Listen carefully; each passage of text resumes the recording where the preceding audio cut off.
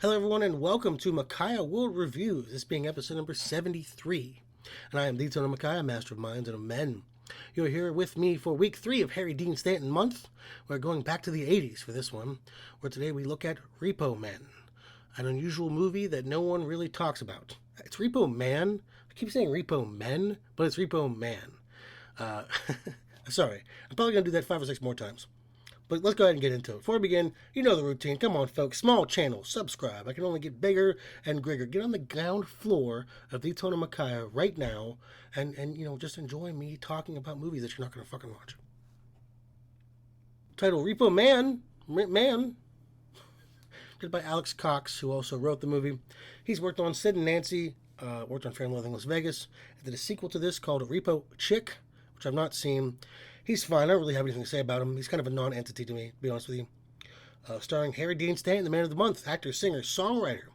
Was in Cool Hand Luke, Godfather Part 2, Alien, Christine, Pretty in Pink, Wild at Heart, Down Periscope, and so much more. Worked with one of my favorite directors and David Lynch on numerous projects, including Twin Peaks, which, by the way, I have a Twin Peaks meme page called Demon Peaks on Instagram, so find me there, among others.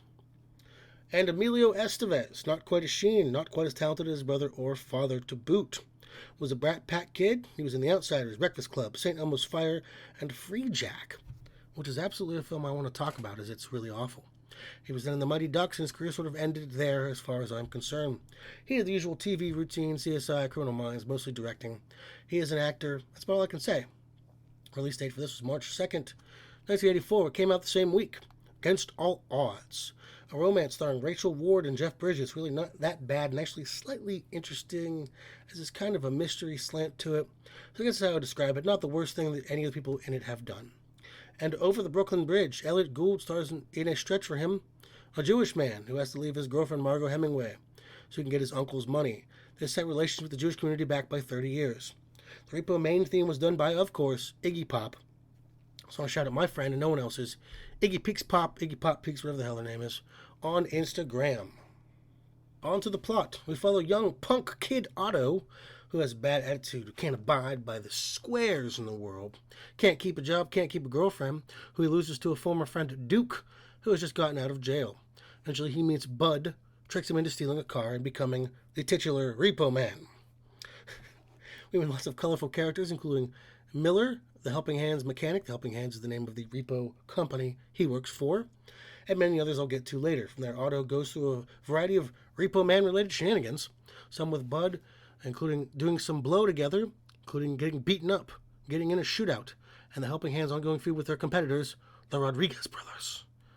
While that is going on, we have a couple of subplots, one including the former friends of Otto, the punks, who keep robbing places and going back and doing general punk nonsense, and a car with a seemingly alien trunk which kills anyone who looks into it, and various government forces and seemingly alien forces, and a girl named Layla, who Otto is a romantic interest. Now, all these people are looking for the evil alien car. This leads to the Helping Hands and the Rodriguez brothers getting involved, as the aforementioned car gets a $20,000 bounty put on it, or whatever you call a repo order. I'm not sure that's how it works, but I know little about repoing. After some conflict, Otto ends up getting the car and taking it to the Helping Hands, as the man who was driving it dies from radiation poisoning. Not sure you should be driving that car either, buddy. Then Otto and Bud come into conflict with the punks, who are trying to rob a local bodega, and a shootout ensues, leaving Duke, a shop owner, and presumably a random security guard all dead, with Bud injured. The car goes missing, so revealed some of the people at the Helping Hands were working with the shady government guys, or aliens, or whatever, looking for the car. Otto is kidnapped but almost immediately saved. This leads to a huge shootout at the hospital, where Otto and the Rodriguez brothers have to save Bud, who has also gone missing. They find Bud was the one who stole the car, and he's in it. It's now glowing. The government, a televangelist, and the alien-type people all show up. People start bursting into flames. Bud is shot, and Miller, the mechanic, gets in the car, as does Otto, and they fly off together. Okay. There's a lot going on in this movie. I'm going to try to go over it the best I can. Starting with the characters. Tons of characters in the movie, like literally, and they all get little bits and pieces. And while it's nice, most of them really end up being totally unimportant. Let's talk about them in relation to Otto first. Let's talk about Otto. Emilio is actually one of the worst actors in this. He really doesn't deliver his lines with any level of authority.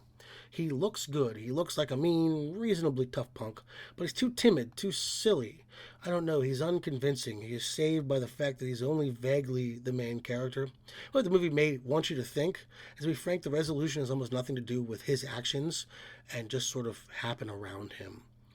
Bud. Bud is by and far the best character. Harry Dean Stanton kills it. He does not in any way get enough time in this movie. We meet him and he is sleazy and kind of mean and callous. We kind of see the friendship between him and Otto. They trade stories, they bond, they do blow together, which I love, and they drink and they have fun. It's a good relationship, and Bud ends up pretty much the most important character. He sets all of this in motion. He is active and moves things along, and it ends with him shot but not killed. I don't know. They don't tell us. Rest helping hands, almost all of them are given enough time to be seen as their own characters. Light, Marlene, and Miller are all relatively important in their own ways and have parts where they all get to shine. Light with the shootout scene, and Marlene with saving Otto from the Rodriguez brothers, with the Rodriguez brothers, I'm sorry. I'll get to them separately. We do find out most of them enjoy watching their friends have sex, which I guess is nice to know. The Rodriguez brothers, they're okay. They were the enemies of the helping hand, then help Otto out and have been working with Marlene the whole time. They show them together. It's just not very compelling revelation as they almost totally disappear by the end of the film. There's a side story where the helping hands and them come to blows and they're suing. One of them does get a cool scene where they pull some tear gas canisters on cops in the hospital. Layla, I'm not sure the point of her. She's a semi-romantic interest with Otto and knows about the aliens, which are government agents. She's there for some exposition. She gets kidnapped, then she is mostly not useful at all, and at the end she just stands around. Okay. Miller, what the hell's with this character? He has some cool moments. He's played by Tracy Walter. You might know as the Joker's main goon, Bob Hawkins, in Batman '89, and as Malik in Conan the Destroyer. I like the guy, and he's a UFO guy. He's clearly whacked out, but the ending, because he knows about UFOs, he can get in the car and fly it. I don't really know. I'm going to go over the plot problems in a moment. The punks, they were fine. They're mostly comic relief and only mildly important save to give Otto some eventual conflict. They're almost totally over the top, remind me of characters from a trauma film. The Toxic Avenger or Class of Nukem High, which I'm pretty sure are the same bullies. So there you have it. And when Duke dies, he says, I blame society, and it had me rolling. Otto's parents, what the hell is up with them? They're like weird hippies who worship televangelists. They remind me of Carrie Kelly's parents in The Dark Knight Returns. And we see this televangelist at the end. Is he an alien? Was he part of the invading forces? Is there an invading force? I want to know more about this. The parents are clearly in some kind of trance. Why is this guy important? What's going on here? There's even 2 scenes where we see food and drink. And they're both labeled like the can of food says food, and they buy some beers and it says drink. It's very much like They Live. Like I got that feeling. Beyond that, the movie has a very proto-RoboCop feel, though not quite as good. It has this 80s satire that I really enjoy, mixed in with some pretty good moments that roll together. A lot of color, lots of background stuff going on. I mentioned that mostly every character got their moments with some variation. The deaths via the trunk are all hilarious.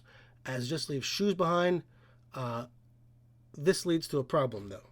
And that problem being, what the hell's going on in this film?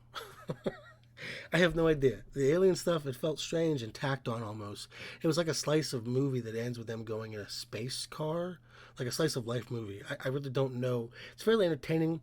D'Amelio is not a good actor, but everyone else seems to be pulling their weight. The scenes happen, and I'll be honest, you could re-edit most of the film scenes, and it would change absolutely nothing about the pacing, directing, or quality of the film. So I don't know if that's good or a bad thing. I liked it, but like I've said many times, it's very much a drinking movie. I mean, I've said that about other films, but it's like, you only have to watch the movie half the time, and the ending is borderline on stupid, but it's fun, and it's silly, and it puts the effort into making what is essentially an ensemble cast seem important. So yeah, if you like 80s sort of satire films like RoboCop, They Live, this might be right up your alley, and I think it should be mentioned more in line with those movies, as it really does lend itself to the satire role. Now, the soundtrack was fucking awesome. Iggy Pop, Black Flag, Suicidal Tendencies, Circle Jerks, and Circle Jerks are in the film as a band. Fantastic all the way through, and they add to the scenes, and they got me really excited off the bat. This is my kind of music. An old punk, you know what I mean? In fact, there's one scene where TV Party by Black Flag is playing, and when it stops, Otto is singing it, and it gave a lot of his character. I don't know, it was a nice moment. This was a banging soundtrack. It gave a lot of color to this film. Absolutely phenomenal. Added 2 points to this movie, definitely. Well, that was week 3 of Harry Dean Stanton month with Repo Man. Not men, just the one man, even though they were all Repo Men, and there's a couple women in it too. What do you think of my review? Do you like this movie? Do you want to see more 80s films? Because I would like to talk about more 80s films. Please let me know down below. But beyond that, I think you know the drill. If you made it this far, any of my reviews, subscribe, Patreon, Instagram with Demon Peaks for daily Twin Peaks memes. That's daily. And the Dark Peaks podcast, and we rant about crack. And come back next week for the final week of Mr. Stanton Month, where I look at Paris, Texas. This has been the Tona Makai, Master of Minds and Men. Thank you very much, and goodbye.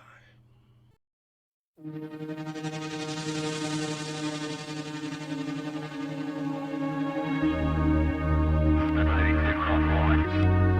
595